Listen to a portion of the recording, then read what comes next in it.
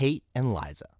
Among Nuzlockers all around the world, this set of twins has become notorious for knocking out treasured Pokémon and flat out ending runs. But what if I told you there was a simple way to take down TNL without losing a single Pokémon? Every single time. What if I told you that through meticulous encounter routing, savvy AI manipulation, and just a little bit of patience, you won't even take a single hit point of damage? This is how to beat Tate and Liza every single time. Pokemon Emerald Hardcore Nuzlocke. Chapter 1. The Encounters. We'll begin our journey to beating Tate and Liza all the way back in Dewford Town, a little island that couldn't be farther away from TNL's haunt in Mossdeep City. The seasoned Emerald Nuzlocker will remember that Dewford Town and its adjacent routes immediately offer the player a pair of guaranteed S-tier encounters in Tentacool and Magikarp. All you have to do is grab the old rod from this fisherman and the duo of water types is as good as yours. But as great as Gyarados and Tentacruel are, they aren't the ones you'll need to beat TNL. Not directly. Fast forward to the end of the 5th gym. Upon beating Norman, the player receives the Surf HM and the game truly begins to open up. This is where we'll lock in the first piece of the puzzle to taking down Tate and Liza. As soon as you surf east from Mauville on Route 118, you'll want to talk to this fisherman and obtain the Good Rod. From here, we take advantage of Dupe's Claws, a rule most hardcore Nuzlockers play with which prohibits the player from catching multiple Pokemon of the same species. The encounters available to the player with the Good Rod are as follows: 20% Tentacool, 60% Magikarp, and 20% Carvanha. Because you'll already have encountered both the jellyfish and the goldfish back in Dewford, Carvanha is guaranteed. Box the water dark type for now. There's still more work to be done. Next, you'll need to catch yourself either a Wingull or a Pelipper. This is another guaranteed encounter thanks to Dupe's Claws, so if you don't already have one, just surf on Route 122, where the only possible encounters are Wingull, Pelipper, and Tentacool. You'll only need one more Pokemon to beat Tate and Liza.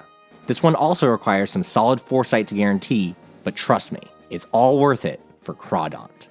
There are a handful of ways to ensure that you end up with a Crawdaunt, but as I see it, the best one is to delay your Route 117 encounter until after you get the Good Rod. You absolutely need to catch Corphish with the Good Rod. If you try to catch it with the Super Rod, there's a decent chance it will be over the level cap and disqualified from the TNL fight. The only issue here, you might run into a Goldeen instead of a Corphish in, say, Petalburg City, the most natural place to pick up your Crawdaunt.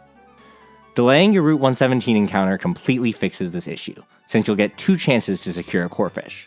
If you get a Goldeen on Route 117, no problem. It's now a dupe that ensures you get Corphish in Petalburg. From here, you're only a few crucial steps away from beating Tate and Liza. Chapter 2. The Prep. Now that you have all the Pokemon you're going to need, it's time to set them up for success. The level cap at this stage in the game is 42, so you'll want to level up your Carvanha until it's a level 42 Sharpedo. The only moves you absolutely need are Crunch and Taunt, but Surf doesn't hurt either. Similarly, go ahead and level up Corphish until it's a level 42 Crawdaunt. Make sure you hang on to Bubble Beam. It's actually a better move than Surf for this battle because Surf, a spread move, gets its damage reduced in double battles. Strength will help out too. As for the Wingull or Pelipper, this is where things get a little complicated. First off, make sure that it knows Protect, which Pelipper learns upon evolving at level 25. There's a chance you'll need a Heart Scale to get Protect, but that's only the case if you catch a high-leveled Wingull. We also need to focus on making sure Pelipper enters the fight with the right amount of HP, utilizing a strategy known as pre-damage. Pre-damaging is a strategy Nuzlockers use to trick the AI into using a specific move. The AI will always go for a KO if it sees one, so we need to show the AI that it can KO with Psychic, but not Ancient Power, creating what I call the sweet spot. If Pelipper's HP is too low, Tate and Liza's Claydol might use Ancient Power, which has a chance to boost all of its stats by one stage and essentially ruin our strategy. If Pelipper's HP is too high, Claydol might use Earthquake, which also ruins our strategy since a critical proves fatal for Sharpedo.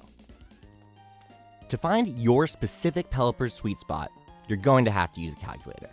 Head on over to KinglerCalc.com and enter your Pelipper's exact stats for Pokemon number 1. This calculator is already preloaded with every Hoenn trainer, so scroll on over to Tate and Liza's Claydol for Pokemon number 2. This will spit out all the rolls for both Psychic and Ancient Power. You want Psychic to always KO, and Ancient Power to never KO. So that means your Pelipper's minimum HP will be equal to a Psychic low roll, while your maximum HP will be equal to an Ancient Power high roll +1, ensuring the AI will never see a KO with Ancient Power. And if while you're doing your calc, you happen to discover any overlap between Psychic's rolls and Ancient Power's rolls, well, I have some bad news. Okay, I have a bit of a confession to make. This strat doesn't work every single time. In a few very, very, very unlikely cases, Pelipper's defense will be too low, and its special defense will be too high, and it will become impossible to properly pre-damage the Pelican. This is the fate of about 1.28% of Pelippers. From there, Ancient Power gets picked instead of Psychic 39.8% of the time, and even then, it still needs to proc a 10% Omni boost for any of this to actually matter. Total odds of this ruining your run? About 1 in 2,000. So yeah, unless you have the worst luck in the world, who cares? Enough math, back to the Pokemon. As for how to pre-damage, my favorite method is to get poisoned by an Oddish just west of Fort Tree City. Simply walk around until your Pelipper's HP is in the sweet spot, use an antidote, and you'll be good to go. And finally, you'll want to pick some Persian berries. There are 8 available to the player before Tate and Liza. 6 on Route 114, southwest of Fall Arbor Town, and another 2 on Route 121, over by the Safari Zone. Give 1 to Sharpedo and 1 to Crawdon. From here, you're ready for Tate and Liza. Chapter 3, The Battle. Start out with Sharpedo and Pelipper. On turn 1, crunch the Claydol and protect with Pelipper.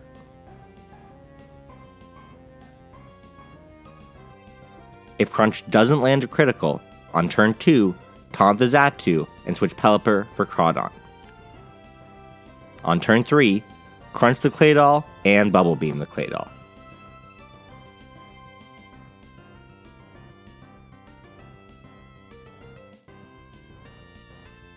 On turn 4, crunch the Solrock and let Crawdon do whatever your little heart desires. From there, it's checkmate.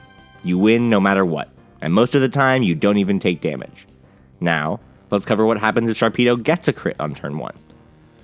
Turn 2, crunch whichever Rock Psychic type comes out and switch Pelipper for Crawdon.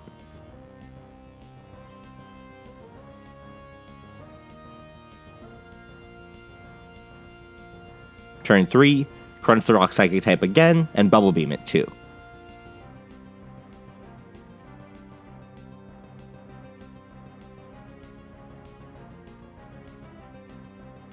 On turn 4, crunch the second Rock Psychic type and it's dealer's choice with Crawdon. It's checkmate again. Congratulations.